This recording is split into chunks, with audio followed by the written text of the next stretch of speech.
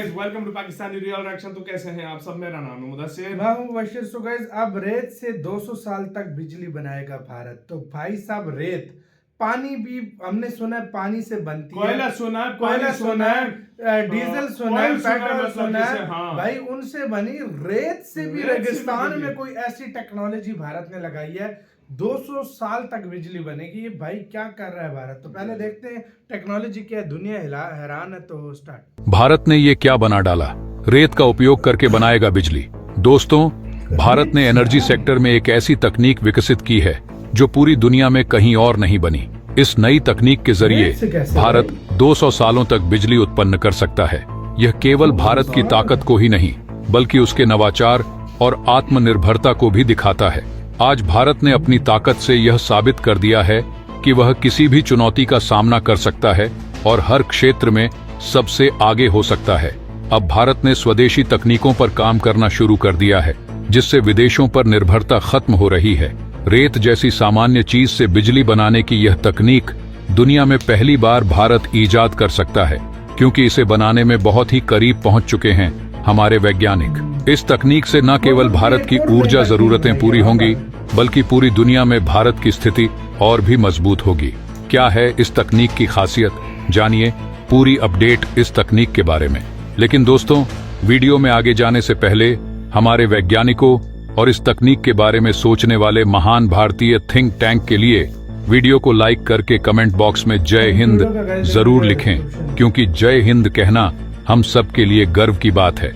दोस्तों, क्या आपको पता है कि भारत दुनिया का इकलौता देश है जिसके पास दुनिया में सबसे ज्यादा और सबसे बड़े थोरियम के रिजर्व पाए जाते हैं? आंकड़ों के मुताबिक भारत के पास करीब 5 लाख से 8 लाख टन थोरियम मेटल्स मौजूद हैं, जो रेत में पाई जाती है। भारत के समुद्री तटों पर इसकी क्वांटिटी सबसे ज्यादा है, जो पूरी दुनिया में पाए जाने वाले थोरियम की तुलना में करीब 70% है। बाकी 30% में से 10% चीन के पास है और 20% दुनिया भर के अन्य देशों के पास है। थोरियम भी यूरेनियम की तरह एक रेडियो एक्टिव मेटल है, लेकिन इसके बावजूद भारत इसका इस्तेमाल इलेक्ट्रिसिटी यानी कि बिजली उत्पादन में क्यों नहीं कर पा रहा है? इसके कारण भारत में मौजूदा वक्त में जितने भी न्यूक्लियर पावर प्लांट हैं, उनके लिए फ्यूल यानी कि यूरेनियम को इंपोर्ट करने के लिए भारत को हर साल करीब 618 करोड़ रुपए खर्च करने पड़ते हैं। भारत अपनी इस यूरेनियम की जरूरत को पूरा करने के लिए कनाडा जैसे देशों से अपनी इंपोर्ट की जरूरतें पूरी करता है। लेकिन अब वह दिन दूर नहीं है जब भारत थोरियम का इस्तेमाल करते हुए इलेक्ट्रिसिटी जनरेट करेगा। भारत के पास इतनी ज्यादा मात्रा में थोरियम मौजूद है जिससे हम अगले कई दशकों तक बिजली का उत्पादन कर सकते हैं, बिना किसी देश से न्यूक्लियर मेटल्स को इंपोर्ट कराए हुए। भविष्य में थोरियम से किस तरीके से बिजली का उत्पादन किया जाएगा और भारत इसके लिए लंबे वक्त से किस टेक्नोलॉजी पर रिसर्च कर रहा है, क्या वह टेक्नोलॉजी सफलतापूर्वक बन चुकी है? थोरियम भारत के लिए कितना जरूरी है, यह आप सोच भी नहीं सकते। कई रिपोर्ट्स यह भी दावा करती हैं कि भारत के पास इतनी बड़ी मात्रा में थोरियम होने की वजह से कई देश नहीं चाहते हैं कि भारत इस टेक्नोलॉजी को डेवलप करे, ताकि वह अपने देश से यूरेनियम की बिक्री जारी रख सके। 1950 में ही भारत को पता चल गया था कि भारत के पास बड़ी मात्रा में थोरियम के रिजर्व मौजूद हैं। उस समय भारत के वैज्ञानिकों ने यह समझ लिया था कि भविष्य में इसका इस्तेमाल करके बिजली का उत्पादन किया जा सकता है। भारत ने इस टेक्नोलॉजी को लेकर फ्रांस, रूस सहित कई देशों से बातचीत की, लेकिन वे नहीं चाहते थे कि भारत थोरियम का इस्तेमाल करके पावर जनरेट करे। समय के साथ भारत ने 2011 में डिसाइड किया कि अब भारत के अंदर एक ऐसे प्रोटोटाइप रिएक्टर को तैयार किया जाएगा जिस पर पूरी तरह से रिसर्च की जा सके। यह प्रोजेक्ट कोविड-19 के दौरान यानी 2019-20 में पूरा होना था, लेकिन महामारी के कारण इसे ठंडे बस्ते में डालना पड़ा। लेकिन अब यह प्रोजेक्ट 2025 तक तैयार होने की संभावना है। भारत तमिलनाडु के कलपक्कम में एक स्वदेशी फास्ट ब्रीडर रिएक्टर पर काम कर रहा है, जिसकी क्षमता करीब 500 मेगावाट है। यह प्रोजेक्ट थोरियम से पावर जनरेशन की दिशा में एक महत्वपूर्ण कदम हो सकता है। थोरियम का सबसे बड़ा फायदा यह है कि इससे बिजली उत्पादन के दौरान बहुत कम रेडिएशन उत्पन्न होता है, जिससे पर्यावरण पर कम असर पड़ता है। इसके अलावा थोरियम का ऊर्जा घनत्व एनर्जी डेंसिटी बहुत ज्यादा होता है, यानी कि कम मात्रा में थोरियम का इस्तेमाल करते हुए बिजली बनाई जा सकती है, जबकि यूरेनियम की तुलना में बहुत अधिक मात्रा की जरूरत होती है। यूरेनियम के पावर प्लांट से निकलने वाले वेस्ट वाटर को बिना ट्रीटमेंट के रिलीज नहीं किया जा सकता।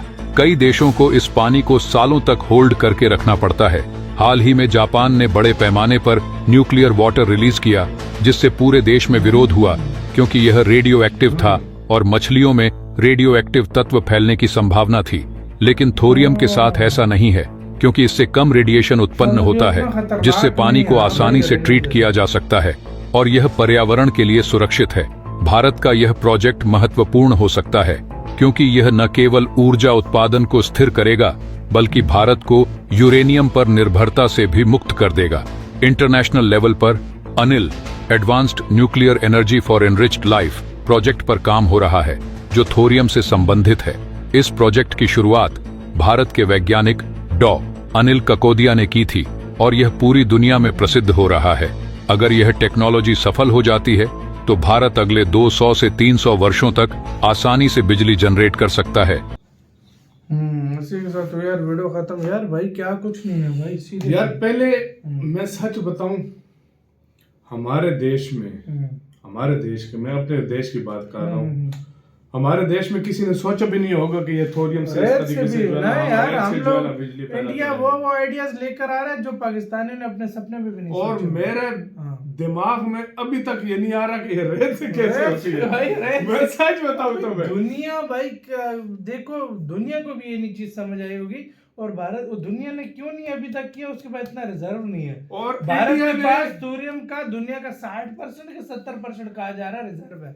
हाँ देखो, इंडिया ने 1950 में ही कर लिया था, हाँ। लेकिन इंडिया उस टाइम थोड़ा खामोश रहा या काम नहीं किया, या क्यों नहीं किया, उसकी मेन वजह ये है कि तुम्हें पता है जब कंट्री नया नया आजाद हुआ हो और उसके ऊपर फिर दूसरे देश, तुम्हें पता है बड़ा काम होता है, तो इंडिया खामोश रहा। जिस तरह फ्रीडम दिलाने के लिए अमेरिका लेकिन अब इंडिया जो है ना वो उसको इस्तेमाल करने लगा भाई। मैं यही सोच रहा हूँ कि सीरियसली भाई, और रेत से थोरियम होता है बीच में, और उससे बनेगी रेत से थोरियम बन रहा है। मतलब साइंस कहाँ पहुंच चुकी है जो पाकिस्तानियों को वहम गुमान में भी नहीं है। हमारे वहम गुमान में नहीं भाई, ये मैं बोलूंगा कि दुनिया के काफी सारे कंट्रीज के वहम कितने गुमान देशों के, में। खाली पाकिस्तानियों के नहीं, कितने देशों ने ये चीज सोची नहीं होगी, सोची भी नहीं रेत से होगी। भी बनती है। सही बात है। और इस चीज के इंडिया में रिजर्व रोड में अच्छे भी खासे इतने रिजर्व चार्ज हो रही है, इतने रिजर्व हाँ? है भारत के कि हाँ। अपने रिजर्व पे 200 सालों तक ये वाले मतलब ये बिजली पैदा कर सकता बिजली है। पैदा कर सकते हैं। खुद सोचो। आपका क्या कहना है इसके ऊपर, अपनी राय दें कमेंट सेक्शन में। अपना बहुत बहुत ज्यादा ख्याल रखिएगा। तो यार